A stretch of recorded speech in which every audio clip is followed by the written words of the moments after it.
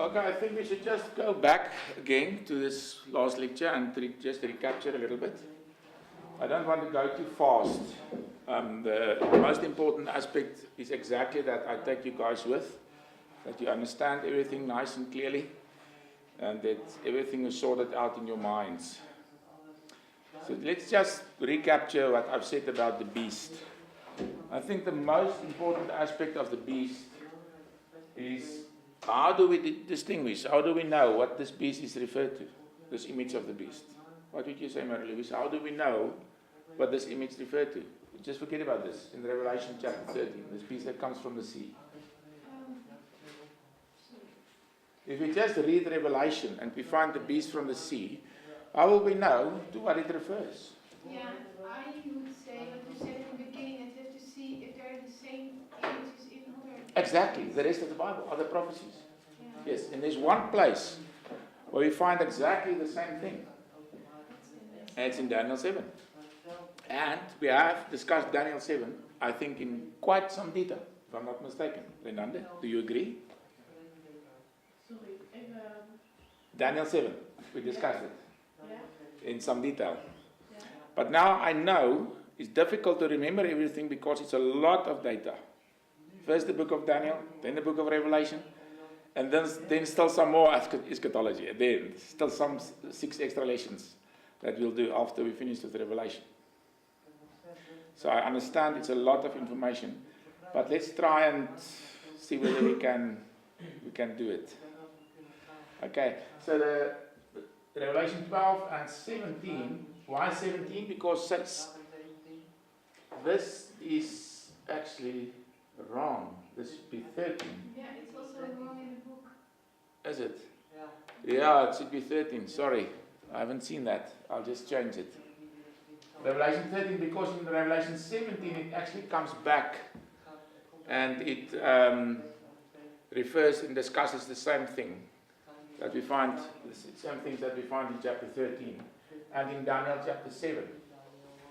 So in Revelation 13 we find the beast from the sea, and in Daniel 7 the 11th horn on the beast. And now we've seen in Revelation the beast rules with 10 other kings. In Daniel we also find these 10 kings and the king, the 11th horn that's with them. Then he makes wars against the saints. He wears out the saints, or he persecutes them in both cases. He speaks great things and blasphemies or great words against the Most High. The persecution is for 42 months or for a time, times and half a time in the Revelation as well as in Daniel. And Jesus wins the war against him. God removes him, judges him, and eventually Jesus will receive the kingdom according to Revelation as well as Daniel. So from this, there can't be any doubt that the 11th horn of Daniel 7 is the same as the beast in Daniel chapter 13, Revelation chapter 13. I'm sorry for this mistake. Chapter 12 is not right. It should be chapter 13.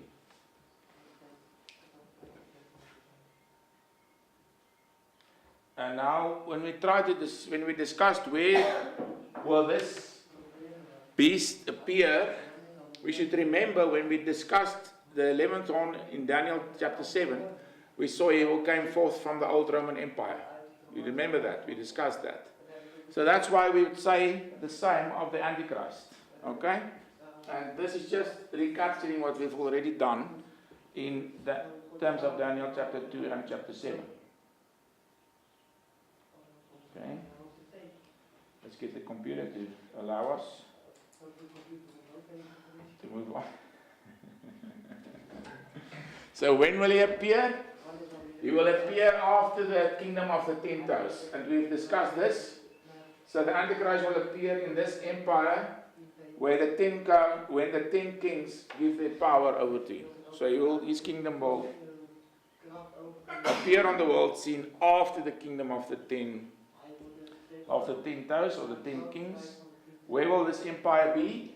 We've seen that the beast is actually a composite figure, and the 4 beasts of Daniel 7 are all combined in the way that he is depicted, which refers to the New Babylonian, Persian, Macedonian and Roman empires. I take this to mean that when the Antichrist arrives on the scenes, he will rule over the geographical areas of all those kingdoms. So his empire will not only be restricted to the old Roman Empire and the areas to the north where the Germanic peoples originated, but it will also include areas towards the east in the framework of Alexander's kingdom and the Persian Empire. So maybe the kind of engagement that the West has at the moment, with, for example, with Iran, will eventually lead to Iran becoming incorporated in the framework of the Western nations, and eventually in the framework of the empire of the Antichrist. In some way and in some manner, we will have to rule over this area. And this are not going to fall out of the air. In some way, for him to be able to rule over this, these countries will have to, in some way, become part of this rising empire of the Antichrist. And because he's a great conquering king, most likely through war. And then we discuss the final 7 years. If the beast of Revelation 13 is the same as the 11th of Daniel 11, then both passages refer to the same 3.5 years. It can't be different because it's the same person that's being referred to. Yeah, I have a question about, like, it's clear to me that the last 3.5 years are the things in Revelation and like what we discussed now. But what was now again the first 3.5 years? The Bible doesn't really say a lot about it, but we can now discuss it. Let's discuss the final 7 years. So the final 7 years lies in the future, and we've read that the prince that shall come, remember that was in Daniel chapter 9 verse 26. The prince that shall come, we've read that he will be from the people who destroyed Jerusalem, which is the Romans. And we've now already seen that this is exactly where the Antichrist will appear, from the old area of the old Roman Empire. And what he will do, he will conclude a covenant for 7 years. So that's where the idea of 7 years comes from. He will conclude a covenant for 7 years. But we do not know, we've discussed it, we do not know what this refers to. So before we don't get there, we can guess and make some proposals and so on, but in my view, it will in some way relate to the Mosaic covenant. Maybe he will have conclude some type of agreement with the high priest in Jerusalem, but it's so difficult beforehand to guess. We just know he will conclude a covenant with many, actually says many. Then in the middle of the 7 years, the offerings stop. Abomination in the temple and desolation or destruction. In Revelation, this is the conquest of Jerusalem, which is depicted by the first 6 trumpets. It's the same thing which happens in the middle of the final 7 years. Because this desolation is also translated as destruction, for example, in my Afrikaans Bible. There will be a destroyer, is in my Bible. And in Revelation, the Antichrist or the beast is also referred to as a destroyer. That's the name that we find for him. For my clear list, can you say it? Okay, yeah, for clarification. So, yeah. In the final 7 years, then the Antichrist will reign? Yeah, he will reign even before the final 7 years appear. Because remember, you must be on the scene when you conclude this covenant. So what will we find? We'll discuss this after the book of Revelation in more detail. But what we'll find is first the kingdom of the 10 toes, which will be the 7th great kingdom that will rule over Israel. Then the 8th will be the rule of the Antichrist. And once he have appeared, you will conclude the covenant. So he will first appear. So first the 10 kingdoms, then the Antichrist, then the covenant for 7 years. Then in the middle of the 7-year period, the offering stops. Abomination in the temple, desolation. This relates to the conquest of Jerusalem, because historically this is exactly what happened. Antiochus IV conquered Jerusalem, stopped the acts of sacrifices, and placed the image of Zeus Olympus in the temple. So we have reason to believe that this is the same event, similar event. And then will be the final 3.5 years. In the Revelation, this period of 3.5 years involves what is called Great Tribulation in chapter 7. The beast persecutes the saints in chapter 13. And at the end of the period will be the second coming of Jesus. And we've read in chapter 17 that Jesus will make war against the beast and his armies. And also the 10 kings that rules with him. Okay, so now we come to the false prophet. So I would first like to know whether everybody is happy regarding the beast. Yeah, I have to make a switch in my mind because we compare the 11 horn of the beast in Daniel 7 with the beast in chapter 13 and 17. Okay. So we compare a horn with the beast. Exactly. It's slightly different, the depictions. So, but that is what is interesting about the Revelation, and not only Revelation, other prophecies also. But the Revelation uses the same images and perspectives from the Old Testament, but he reworks it. For example, the locusts that we talked about, that's depicted in Joel, in the prophet Joel. If you read in Revelation, those same images are used, but it's reworked. It's not exactly the same. In certain regards, they are clearly reworked. So, Daniel or Revelation has his own way of depicting it. It's a beast. Whereas in Daniel 7, it's a horn. But in both cases, it's clearly a person who persecutes the saints, who is on the world scene for 3.5 years, and who will do these things that we read about. Okay. And what is the covenant? I somehow missed it. The 7 years covenant. Which covenant? Yeah. You said something about it. The Antichrist, the horn, or in Daniel chapter 9, when we talk about the final 7 years, we read that the prince that will come, which we believe refers to the Antichrist, will be of the people who destroyed Jerusalem historically in 70 AD. So he will come from the Roman Empire, but that we've discussed in detail. Then he will conclude the covenant with many for 7 years. We're not sure what that refers to. That's what I've said. We don't know. We'll have to wait. You willing to wait? Maybe you won't even be alive at that stage. But that's the way of prophecy. We'll have to wait for the time. Okay, so now we'll discuss the false prophet. We find this in Revelation 13 in the second part of this chapter. From verse 11 to 18. There's another beast that appears. He comes out of the earth. This probably means that he comes from the underworld, from Hades.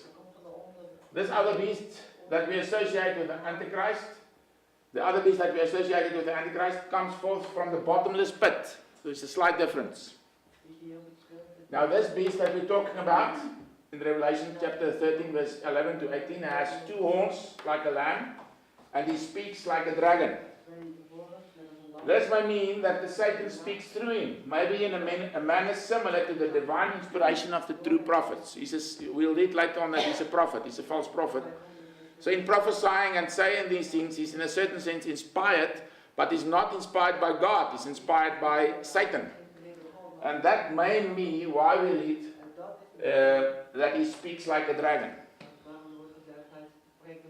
Shamans, they are often depicted with a snake or a dragon in their hands, which may refer to the spirit speaking through them. Do you know what a shaman is? Medicijne man? Wat noem julle dit in Holland? What do you call it? Medicijne man? Yeah. In ancient times, we find them depicted with a snake in the hand, and that's just referring to the spirit, maybe the spirit of the dead or so, that speaks through this shaman. So this beast is eventually identified as the false prophet in Revelation 19 verse 20. You go there, you'll find that the things that he does is again mentioned in chapter 19, and then it says, the passage says that it's the false prophet that does these things. So I will first concentrate on the actions of the false prophet. What does he do? He convinces the earth and them that dwell therein to worship the first beast. That's the Antichrist. So he convinces the whole earth, or as far as possible, to worship the beast. How does he do that? He performs great miracles, great wonders. He even brings down fire from heaven. Why does he do that? Why does he bring down fire from heaven? What would you guess, Renanda? Why he would do that? Yeah, why would he bring down fire from heaven? What is the reason? What would be the reason for that? Yeah, to show his power, so. Yeah. Can you think of another reason why he would probably would like to do that? Yes, Gideon? Omdat als God God zich laat zien, dan doet hij dat vaak ook met vuur of sterren. Denk aan Ezekiel met de offeringen. You're thinking of Elijah or what? Ja, Elijah, ja. Yeah, you're thinking of Elijah. Elijah also brought down fire from heaven. Why would he try to connect himself with Elijah? Renanda? I heard, and this is also here, that this false prophet really tries to imitate. Yes. Jesus. Imitation is extremely important when it comes to the false Messiah and the false prophet. Yes? So probably then that he also wants to imitate what then Elijah did. Yeah, why? Why would he imitate Elijah? Yes, Gideon? It was there a battle of the Antichrist and the Christ. And the Christ answered there with fire out of heaven. And then the Antichrist now answered with fire out of heaven. Then will it look like it's Jesus Christ?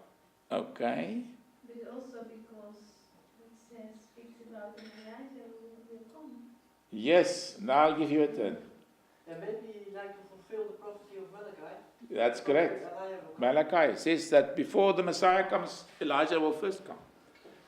So he will try to present himself as Elijah that had to come according to the prophecy, and maybe, this is just guesswork, but maybe he wants to pretend that he is the prophet Elijah who announces the coming of the Messiah. Who was historically, who did the prophecy refer to? Who was Elijah that was to come? It was John the Baptist, yes. He is our false prophet who announces a false Messiah. The second thing is he deceives those living on earth by the miracles that he has power to do in the sight of the beast. So he's in the presence of the beast and he does all these miracles. He therefore operates in the presence of the beast in the same manner that prophets and shamans throughout the ages have stood before kings. When you read through history, you'll find in many cases in the ancient world, there was also always at the court of the king, there were some prophets in the biblical case, or among the heathen kings, there were shamans at the court. For example, Pharaoh. When Moses came to the court of Pharaoh, there were all these magicians that did all these wonders at the court. That's typical in the ancient world. So we find here something very similar. He operates in the presence of the beast in the same manner that prophets and shamans throughout the ages has done. Jesus also mentions false Christs and false prophets together, to operate together. Okay, the next thing is the false prophet. He tells the people of the earth to make an image to the beast. He tells them to make an image to the beast. You've read it. You've all read it. Chapter 13. Revelation 13. Marie-Louise, have you read it? Marie-Louise, have you read that they... That The book or of Revelation? No, of Revelation. In chapter 13. About the false prophet. He'll make an image. He will tell them to make an image. Verse 14. Maybe somebody can just read us again. Revelation chapter 13. And just from the start of where he starts discussing the false prophet, that's from verse 11. So let's just read this again from verse 11. Who've got it? Judith, would you like reading it for us? Then I saw another beast rising out of the earth. It had two horns like a lamb, and it spoke like a dragon. It exercises all the authority of the first beast in its presence. Okay, the first beast, that's the Antichrist, remember? Okay, in its presence, yes. And makes the earth and its inhabitants worship the first beast, whose mortal wound was healed. It performs great signs, even making fire come down from heaven to earth in front of people. And by the signs that it is allowed to work in the presence of the beast, it those who dwell on earth, telling them to make an image for the beast that was wounded by the sword and yet lived. Further? Yeah, read further also. Till verse 18. Or where are you now? 15. Okay. And it was allowed to give breath to the image of the beast, so that the image of the beast might even speak and might cause those who would not worship the image of the beast to be slain. Also it causes all, both small and great, both rich and poor, both free and slave, to be marked on the right hand or the forehead, so that no one can buy or sell unless he has the mark, that is, the name of the beast or the number of its name. This calls for wisdom, that the one who has understanding calculate the number of the beast, for it is the number of a man, and his number is 666. Okay. So now what we see is, point C, is that the false prophet tells the people on the earth to make an image to the beast. It seems that the image is made to honor the beast after he comes back from life, after receiving the death he won't. This is mentioned in the passage, yes. So, like, first the Antichrist coming and then the false prophet. Yeah, they appear together, Yeah, but the one is in the presence of the other. they're not the same. No, they're different. One is the Antichrist, the other is the false prophet. Let's just go back a little bit. So the first act that the false prophet does is he convinces the earth and then the dwell therein to worship the beast. So he wants everybody to worship the Antichrist. That's the first thing that he does. The second thing that he does is he deceives those living on the earth by the miracles. He does all sorts of miracles, even bringing down fire from heaven. And the third thing that he does is he convinces the people to make an image to the beast. It seems that the image is made to honor the beast after he died and came back from the death. Remember, the beast died and came back very much like Jesus Christ, who died and came back from the dead. He wants to show that he's just as powerful as Jesus. He comes back from the dead also. He gives life to the image that it should even speak. What does this mean? An image that speaks. I'm just here making a wild guess. I have an image on TV. It's interesting, I've just read this morning in Matthew 24 that at the end of days, the people would say, Jesus said, don't believe them, but they would say, go out and see the Christ is in the inner room, he's in the binnenkamer. In what sense will he be in the binnenkamer? How will he appear in your what is the binnenkamer? Inner room, what is it in English? Binnenkamer. How will he be there? How is it possible? Maybe. Maybe it's on TV. And he's live and speaking. He looks like a person involved. What do you think, Gert? Possible? Yeah? Have you read 1984 by George Orwell? You've not read it? That's something you should read. And there we have, long before the TVs. Have you read it? Yes, it's a good book. It's a classic. It's an extremely important book to read, especially in this context. Yes? I've some parts of the book. You should read the whole book. You should read it again. Yeah. And there's before the time of TVs, and he has the screen on the wall. And what the screen does is quite interesting. He watches you. So at certain times you must appear before the screen. And nowadays, with this two-direction type of communication, more and more this becomes a possibility and the reality. And in that way it can easily be enforced. Say again? What's the book? 1984 is the name of the book. By George Orwell. In your book is also a short part mentioned. Is it? Okay. What will the false prophet also do? The fourth thing, he exercises all the power of the beast before him. So he exercises the power. He executes the power before the beast. He does things. He forces people. All the people are forced to worship the beast. So at first he tried to deceive them and convince them to worship the beast. He does all sorts of miracles, brings down fire from heaven, and then he convinces them to make this image for the beast. And once this is done, then suddenly he starts forcing them to worship the beast in some ways. Anyone who does not worship the image of the beast is killed. And all people, small, great, rich and poor, that's to make sure that we understand that includes really all people, receives a mark. That mark, the Greek word is sheragma, which means to engrave.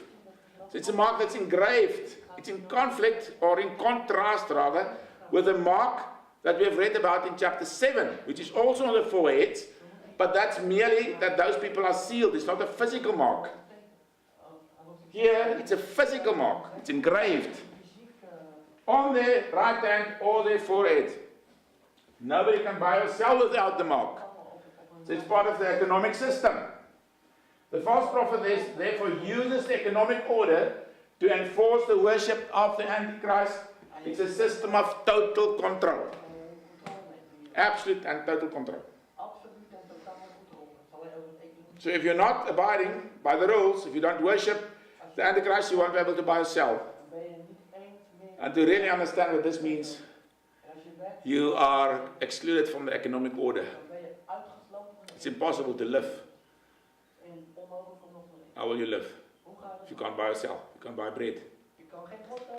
And that's the way that he actually enforces it. A system of total control. What else does the false prophet? What does he do? The mark is associated with the number of the beast, namely 666. In some way, he doesn't say how, this mark is associated with that number. The mark is clearly physical, it is part of an economic order, in contrast with the sealing of the prophets, of the saints, which is not physical, that's in chapter 7. So to what does the mark refers? The image can refer to an image on TV. I'm just proposing in 100 to 200 years, maybe some other images could be involved. At this stage, it makes sense to me. To what is it possible that the mark refers? As part of the economic order, it may be something like a microchip. Okay. God warns that anyone who worships the beast and the image and receives this mark will be punished in hell. This is a very strong warning in Revelation 14, verse 9 and 10. He says you should definitely not receive this mark. Many saints will die during this period. Why will they die? It will be a system of total control, and they'll immediately know who are the people that don't worship him. So if you don't appear before your screen on the wall, say for example 1984 stuff, then immediately they know you're not there, you haven't come to worship. So what will they do? They'll send the police. Next minute, they'll be arriving at your front door, they'll knock on the door, and luckily you have decided, if I don't appear before the screen, I'll have to just leave you nice, and you're into the mountains. So what's next? Helicopter. They come after you, into the mountains. Where would you go? Where would you disappear in Europe?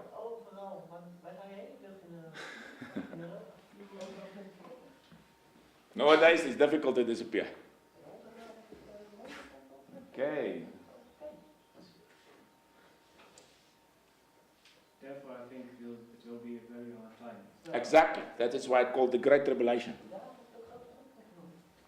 It will be a terrible time. Extremely terrible.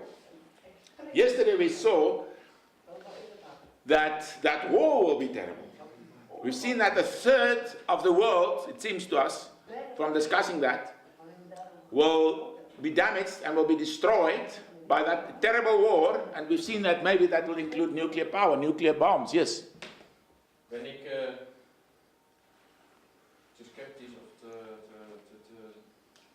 doe ik te veel invullen als ik denk dat het begin van dat tekenen al begonnen is door de pinpassen die je nu kan gebruiken zonder te betalen, zonder die pincode te doen. Dat dat het begin is. Will somebody translate for me? I'm not following him. Well, is it he says now you have a chip cards and so on. Yeah. And you need a code to pay. Yeah. Now the cards you don't have to enter the code, but you can just pay with it and. Exactly. Yeah. In South Yes, Africa, no, it is no. in South Africa, you have a machine. You just point it at the product on your cell phone. It just points to the product. It has a certain type of image. If you take a picture of that image, it immediately registrates that product, and it's taken from your account, from your cell phone, immediately. There's no buying and selling anymore. It's exchanging money, or it's just electronically. You have it. Yes, and with the pass, what she tell, we hoef with the pinpas, with the bank account card, Yeah, you hoef not to use them meer. You hoef exactly. So once the system is cashless, wherever you go, you'll just have to give your agreement, then particular transactions is made. But let's say they cut you out of the system. You know? For example, when I wanted to come to Germany now, I went to the airport just before leaving on the airplane, and there just was a pop-up on the lady's screen, and it said, the passport is not valid. It was terrible. I've told you that. Luckily, I had another passport, and I didn't know where it was, but luckily I have a wife and she knows. Okay, and luckily she was able to brought it in time, so I was able to fly, and here I am. But you see what I'm saying? So, if you come to the desk, this is just a pop-up. This person non grata. Don't help him in any way. If you help him, you will be prosecuted. And they have your picture. So immediately they press a button. This criminal is here. Come, police, help us. So where will you go? Okay. The false prophet and the two witnesses. Both are prophets. In the end of time. One is false, the other is true. Both do miracles or wonders. Both operate during the reign of the Antichrist, the beast. The Antichrist kills two witnesses, and the false prophet prepares the way for the Antichrist's rule, whereas the two witnesses testify about Jesus Christ. Do you think that the Antichrist is really religious? Really? Religious? Well, remember what we said before. He will believe himself to be God. Yeah, but I mean, like, yeah, of course, but I mean, like, he's using the fire of Elijah, the intake. Do you think that he also uses the Bible, or? Difficult to say. Maybe he tried to show that he is the common Messiah of all peoples. The Mahdi of the Muslims, the Maitreya of the Indians, the Christ of the Messiah of the Jews, the Christ of the Christians. Maybe he'll try and project himself as the final Christ that arises on. Who will know? We don't know. We're not yet there. But clearly he will view himself as the incarnation, in some sense, of God. He will believe himself to be God. But it seems to me, behind him is Satan, remember. So maybe in a similar way that Jesus is the Son of God, he is the son of Satan, in some sense. You see what I'm saying? He's definitely not just a mere man. And are the two witnesses, are they necessary in the time because the Jews in Israel is fled away in the desert? Yeah, so it's not clear when Israel will fly to the desert, but during that period they will operate in Jerusalem. The Bible says they will operate in Jerusalem. So they stay there, definitely. And then he will kill them. We read that the beast will kill them. Yeah, but like the goal of the witnesses is to what? Well, if you read in chapter 11 in Revelation, it says that they prophesied and they testified about Jesus. So in this terrible period, they go against the Antichrist and they say, don't follow me, don't serve him, don't worship him. So they are exactly testimonies or witnesses for Jesus in that horrible time. We've read in Daniel 11, you remember Daniel 11, he says there will be certain wise ones, wise people among the people. And those wise ones will help the people in that very difficult time to stay true to God. So they are there actually for Christians? Yeah, for the Christians and they will also testify towards the Jews, I believe.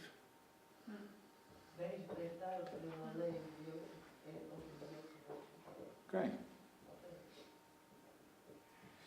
No further questions, no further problems. Nothing is unclear. Everything is absolutely clear in your minds.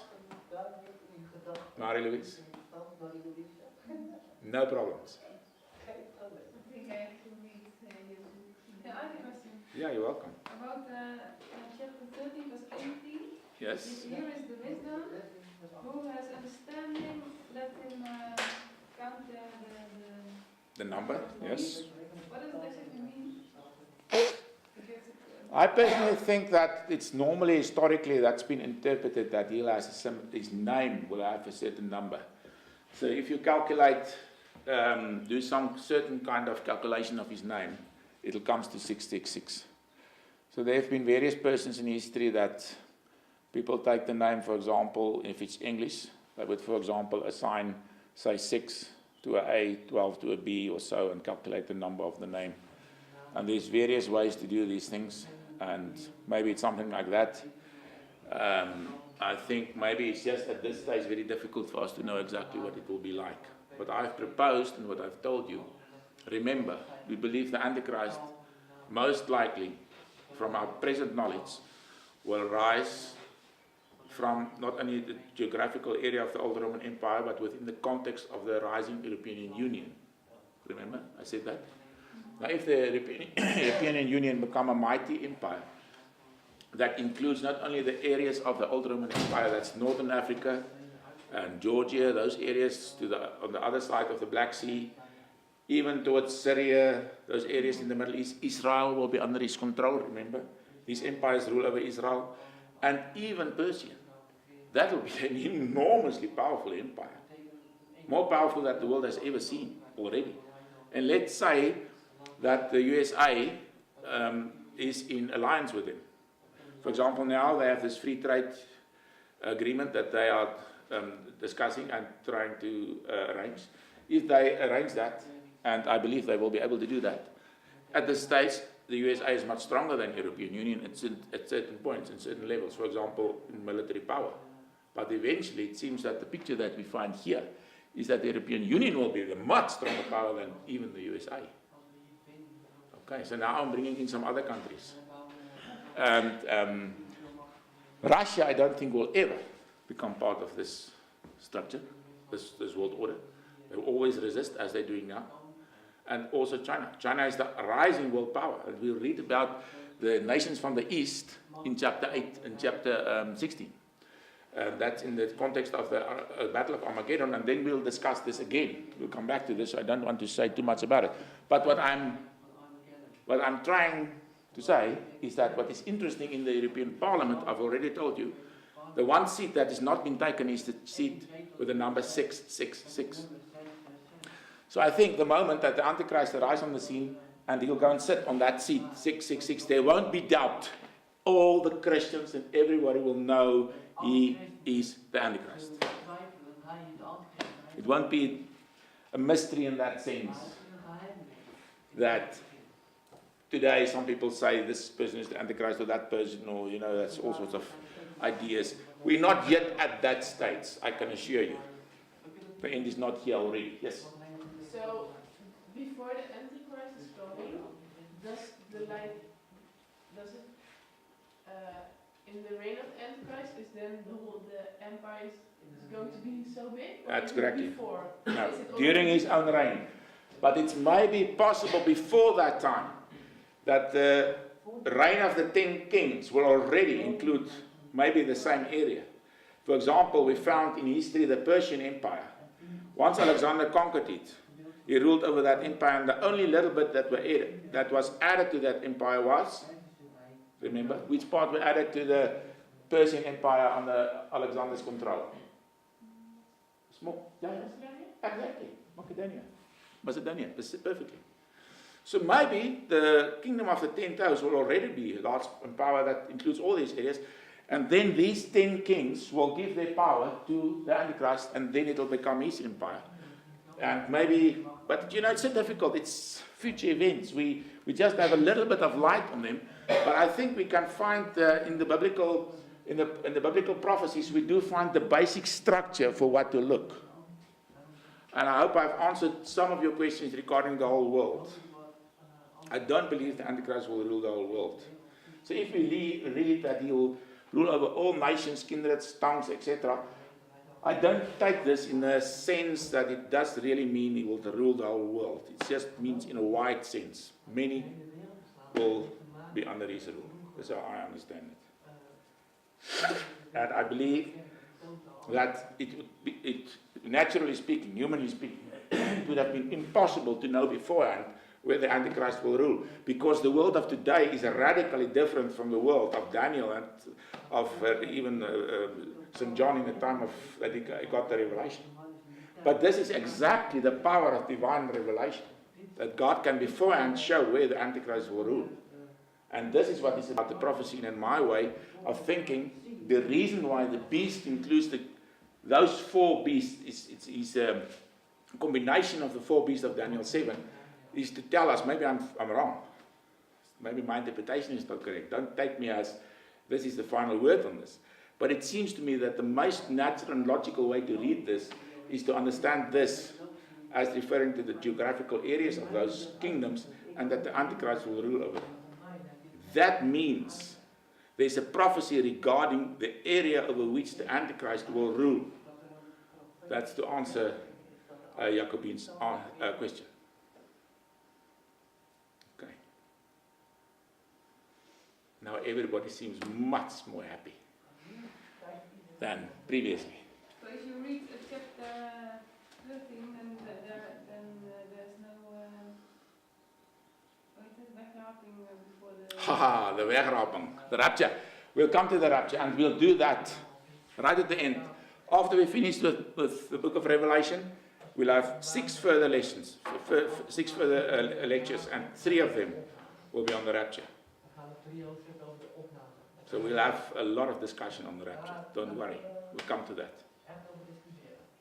Okay. So now at this stage you can see how important is the prophecies of Daniel. Because if you don't understand Daniel, if you don't understand Daniel 7, if you don't understand Daniel 2, if you don't understand Daniel 9, even Daniel 8 and 11, which is about the period of Antiochus IV, which gives perspective on future events, which is multiple prophecies, how will you understand Revelation? But once we've done that and we discussed Revelation, now we can use all those things. We've got the tools to understand these things.